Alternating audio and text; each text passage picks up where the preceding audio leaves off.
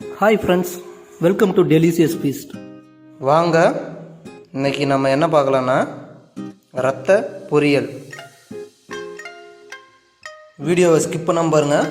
நம்ம சேனலை புதுசாக பார்க்குறவங்களா இருந்தால் லைக் பண்ணுங்கள், சப்ஸ்கிரைப் பண்ணுங்கள், பெல் பட்டனை கிளிக் பண்ணுங்கள். அப்போ தான் நம்ம போடுற வீடியோ நோட்டிஃபிகேஷனாக வருங்க. தேவையான பொருட்கள் என்னென்னு பார்த்துக்கலாம்.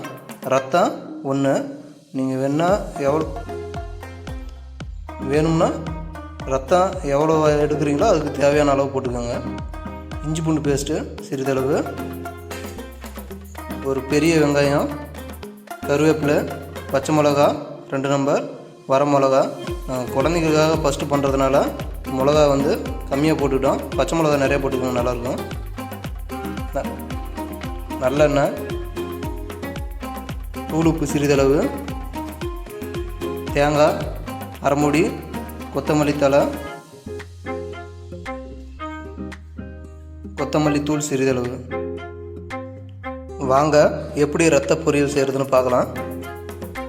பாத்திரத்தை அடுப்பில் வச்சுக்கலாங்க. பாத்திரம் சூடானதும் கொஞ்சம் எண்ணெய் சேர்த்துக்கலாங்க, ஒரு 2 ஸ்பூனு.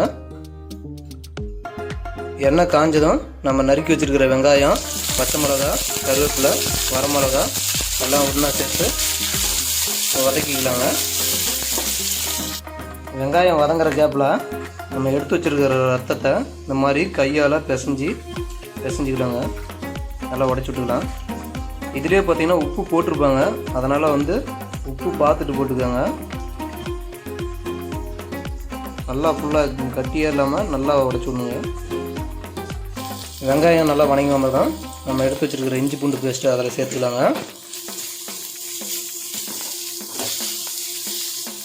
இஞ்சி பூண்டு பேஸ்ட்டு நல்லா பச்சை வாடை போனதும் நம்ம கரைச்சி வச்சுருக்கிற ரத்தத்தை அதிலே ஊற்றிக்கலாங்க.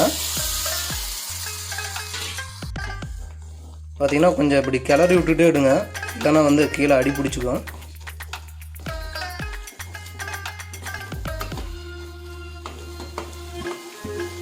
இதுக்கு தண்ணிலாம் அதிகம் நம்ம ஊற்ற தேவையில்ல. தண்ணி பார்த்திங்கன்னா ரத்தத்துலேயே இருக்கும், ஆனால் தண்ணி சேர்த்த தேவையில்ல. பார்த்திங்கன்னா சீக்கிரமாக குக் ஆயிரும். பாருங்கள், இந்த ஸ்டேஜில் நம்ம எடுத்து வச்சுருக்கிற மல்லித்தூள் கொஞ்சம் சேர்த்துக்கலாங்க. இதில் இருக்கிற தண்ணியெல்லாம் ஃபுல்லாக கொஞ்சம் ட்ரை ஆகிற அளவுக்கு அப்படியே ஃப்ரை பண்ணிட்டே இருங்க. உப்பு இருக்குதான்னு பார்த்துட்டு கொஞ்சம் தூள் உப்பு சேர்த்துக்கோங்க, ஏன்னா ஆல்ரெடி ரத்தத்துலேயே உப்பு இருக்கும். நம்ம திருவி வச்சுருக்கிற தேங்காய் அதில் ஆட் பண்ணிக்கலாம். நல்லா தேங்காய் கொஞ்சம் இலசாக இருந்தால் தான் நல்லாயிருக்கும்.